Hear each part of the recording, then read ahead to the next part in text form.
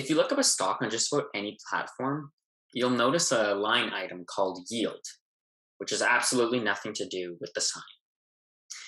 But anyways, in all seriousness, the yield calculates the percentage of the share price that is paid out in dividends every year.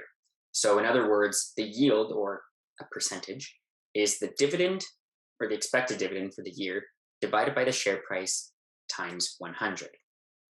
So we can come up with a very simple example here.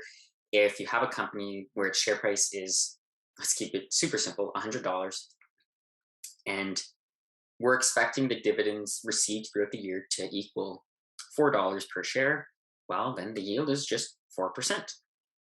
Now, the yield is often more important than the dividend amount in dollars because the yield is a more comparable figure. And that's why you'll see it when you look up a stock. So you can now compare how much you'll receive in dividends, or you'll expect to receive in dividends every year when comparing different investments.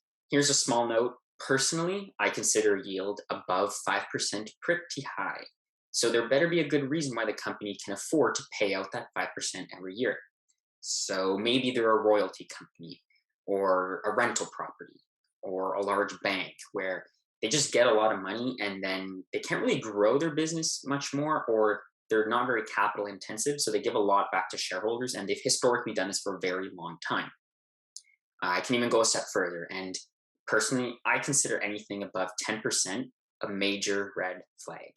So I start to wonder, how sustainable is that payout? Maybe the company plans on cutting that dividend, or maybe the yield is so high just because the stock price keeps falling. So, in which case, the dividends received may be offset by a massive capital loss in your investment.